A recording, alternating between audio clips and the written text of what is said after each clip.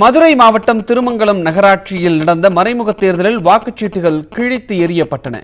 திருமங்கலம் நகராட்சியில் திமுக கூட்டணி 20 இடத்தையும், அதிமுக 6 இடத்தையும், தேமுதிக 1 இடத்தையும் பெற்றிருந்தது. திமுக தலைமை அறிவித்த வேட்பாளருக்கு எதிராக போட்டி வேட்பாளர் களமிறங்கியதால் கடந்த முறை தேர்தல் நிறுத்தப்பட்டது. இந்த நிலையில் திமுக தலைமை அறிவித்த வேட்பாளரான ரம்யா இன்று தலைவர் பதவிக்கு போட்டியிட்டார். அதிமுக சார்பில் உமா என்பவர் போட்டியிட்டார். தேர்தல் நடந்து கொண்டிருந்த போது திமுக கவுன்சிலர்கள் சிலர் அதிமுகவிற்கு ஆதரவாக வாக்களித்ததாக கூறி வாக்குவாதம் ஏற்பட்டது. சந்தேகமடைந்த 6 வாக்குச்சீட்டுகளை திமுக கவுன்சிலர்கள் அங்கேயே கிழித்து எறிந்தனர். இந்த தகவல் வெளியே இருந்த ஆதரவாளர்களுக்கும் தெரியவர தேர்தல் நடக்கும் அறையின் கதவை உடைப்பதற்காக கல்லை தூக்கி கொண்டு வந்தனர். தொடர்ந்து கதவை வலுக்கட்டாயமாக திறந்து கொண்டு உள்ளே சென்று வாக்குவாதம் செய்ய அவர்களை போலீசார் அப்புறப்படுத்தினர்.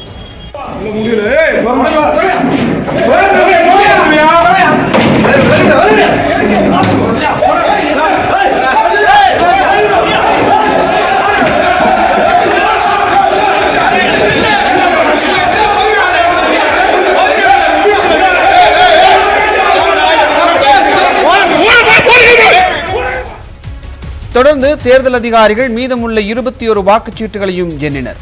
இறுதியில் 15 வாக்குகளுடன் திமுக வேட்பாளர் ரம்யா வெற்றி பெற்றதாக அறிவிக்கப்பட்டது. அதிமுக வேட்பாளர் உமா 6 வாக்குகள் பெற்றார். இதனிடையே தேர்தல் நடந்த அறைக்கு வெளியே குழுமியிருந்த திமுகவினர் தொடர்ந்து வாக்குவாதத்தில் ஈடுபட்டனர். அங்கு மோதல் ஏற்படும் சூழல் உருவான நிலையில் லேசான தடியடி நடத்தி போலீசார் அவர்களை கலைத்தனர்.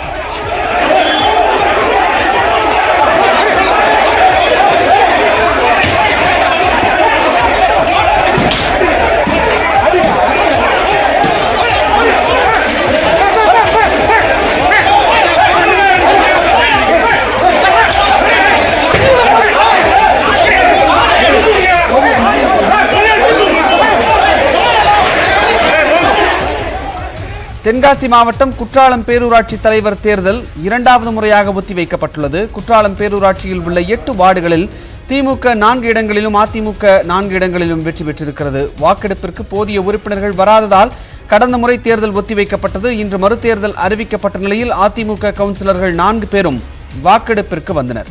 ஆனால் திமுக கவுன்சிலர்கள் வரவில்லை. எனவே தேர்தலை ஒத்திவைப்பதாக தேர்தல் நடத்தும் அலுவலர் ராஜமனோகரன் அறிவித்தார்.